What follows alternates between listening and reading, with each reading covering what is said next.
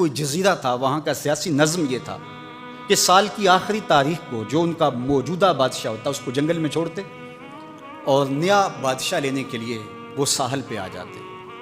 جو پہلا شخص ساحل پہ اترتا اس کو اپنا حکمران مان لیتے، جو بھی حکمران بن جاتا وہ خوش ہو جاتا، حالانکہ اس کو بتا دیتے کہ ایک سال کے لیے تجھے منتخب کیا ہے، سال کی آخری تاریخ کو تخت سے اٹھائیں گے، باندھیں گے، جکڑیں گے، اور اسی جزیرے کے دوسرے کنارے ایک جنگل ہے جہاں خاردار جھاڑیاں اور موذی جانور ہیں، وہاں تجھے پھینک دیں گے۔ وہ بھول جاتا، کہتا دیکھی جائے گی، اور سال کی آخری تاریخ جب وہ رسیاں اور زنجیریں لے کے آتے تو وہ پریشان ہو جاتا کہ آنکھ جھپکنے میں سال گزر گیا، پتہ ہی نہیں چلا۔ پھر روتا ہوا چیختا ہوا اس جنگل میں جاتا اور لوگ اس کو چھوڑ کے آ جاتے اور درندوں کا رزق بن جاتا، اور جو بھی آتا اس نے کبھی انکار نہیں کیا تھا۔ پہلی بار ایسا ہوا کہ جس شخص کو انہوں نے ہار ڈالے، گارڈ آف آنر دیا، تعظیم تکریم دی، سیلوٹ کیا، اس نے کہا یہ سب کیا ہے؟ کہا کہ آج کے بعد تو ہمارا حکمران ہے۔ کہا میں تو امور سلطنت نہیں جانتا، میں تو تاجر آدمی ہوں، چیزیں بیچنے آیا ہوں۔ کہا کہ ہمارا اصول یہی ہے کہ سال کی پہلی تاریخ کو پہلا شخص جو جزیرے پہ قدم رکھتا ہے وہ ہمارا حکمران ہوتا ہے۔ اس نے کہا میں تو امور سلطنت کو نہیں جانتا، تو یہ کس طرح ذمہ داری قبول کر سکتا؟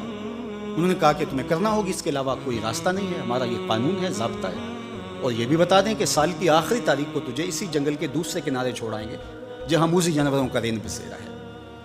تو اس نے کہا اگر انجام اتنا دردناک اور خطرناک ہے پھر تو میں بالکل جانے کے لیے تیار نہیں ہوں۔ تو انہوں نے کہا تو چاہے نہ چاہے باندھ کے بھی تخت پہ بٹھانا پڑا تمہیں بٹھائیں گے۔ اس نے کہا اچھا مجھے یہ بتاؤ کہ سال بعد میری بات مانو گے یا نہیں؟ انہوں نے کہا کہ ہاں، قانون میں تو ترمیم نہیں کر پائے گا، لیکن یہ ہوگا کہ تیرے انتظامی حکم ہم ماننے پہ مجبور ہوں۔ اس نے کہا ٹھیک ہے، میں تمہارا حکمران بننے کے لیے تیار ہوں۔ رومی بولتے ہیں کہ جب بھی کوئی شخص تخت نشین ہوتا تو وہ بھول جاتا کہ میرے 7 سال کی آخری تاریخ میں کیا ہونے والا ہے۔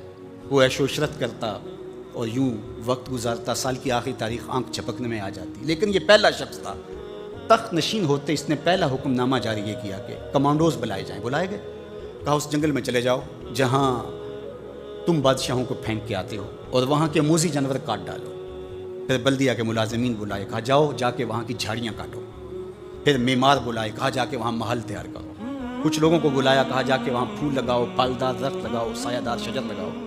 پوری حکومتی مشینری اس جنگل کو کٹوانے، وہاں کے موذی جانور قتل کروانے اور وہاں خوبصورت محل بنوانے، کنویں کھدوانے اور پھلدار درخت لگوانے میں صرف کر دی۔ اب سال کی آخری تاریخ کو جب وہ زنجیریں لے کر آئے تو اس نے کہا کہ مجھے کیوں جکڑتے ہو، میں خود جانے کے لیے تیار ہوں، اس لیے کہ یہ اس تخت پہ آرام سے نہ بیٹھا، یہاں بیٹھ کے تیاری وہاں کی کرتا رہا جہاں اس نے جانا تھا۔ کافر اور فاسق دنیا کے تخت پہ عیش کرتا ہے، بھول جاتا ہے کہ میں نے کہاں جانا ہے، اور صالح مومن اس تخت پہ آرام سے نہیں بیٹھتا، جہاں جانا ہے اس کے لیے تیاری کرتا رہتا ہے۔ اور جب جنازہ اٹھتا ہے تو وہ کہتا ہے اجلوا بی ولا تؤخروا بی، دیر نہ کرو، مجھے جلدی لے جاؤ، میرا تو وہاں انتظار ہو رہا ہے۔ اور پھر جب وہ وہاں پہنچتا ہے تو القبر روضۃ من ریاض الجنہ، وہ جنت کے باغوں میں سے باغ بن چکی ہوتی ہے۔ وہ سارے تھور، ساری جھاڑیاں، ساری آگ اور وہاں کے سارے بھڑکتے ہوئے شعلے بجھا چکا ہوتا ہے اپنے اعمال کے لشکر بھیج کے۔ ہم نے دیکھنا ہے کہ ہم یہاں آخرت کے لیے کچھ بھیج رہے ہیں کہ یہی سب کچھ لٹا رہے ہیں۔ دنیا کے مختلف ممالک میں جانا ہوتا ہے۔ تو ایک دفعہ میں اٹلی گیا تو وہاں ایک شہر میں مجھے کچھ دوست لے گئے، تو وہ چھوٹا سا گھر تھا، تو 20 سے 30 لوگ وہاں رہ رہے تھے۔ تو میں بڑا حیرت زدہ ہوا، تو میں نے کہا کہ آپ یہاں تنگ سی جگہ پہ 20-25 لوگ رہ رہے ہیں تو اتنی مشکل میں کیوں رہ رہے ہیں؟ تو کوئی بڑا سا گھر خرید لیں، آسودہ رہیں۔ تو انہوں نے کہا کہ جناب آپ ہمارے علاقے میں جا کے دیکھیں، 5-5 کنال کے گھر ہم نے وہاں شروع کیے ہیں۔ ہم یہاں کمائی کرنے آئے ہیں، عیش کرنا تھوڑے آئے ہیں، ہم تو چند سالوں کے لیے یہاں آئے ہیں، اس لیے ہم یہاں سے کماتے ہیں، بھیجتے وہاں ہے جہاں ہم نے ہمیشہ جا کے رہنا ہے۔ میں نے کہا یہی تو میں سمجھانے آیا ہوں، جہاں جتنا رہنا ہے وہاں کا انتظام بھی اس حساب سے کرو۔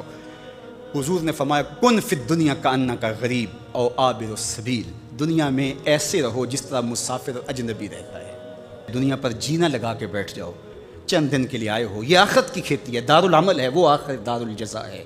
تو قبل اس سے کہ وہ وقت آئے ہاتھ ملتے رہ جائیں، توبہ کا در کھلا ہے، سورج ابھی مغرب سے طلوع نہیں ہوا، اللہ کی رحمتیں برس رہی ہیں، اٹھے ہوئے ہاتھ وہ موڑتا نہیں، خالی نہیں پھیرتا۔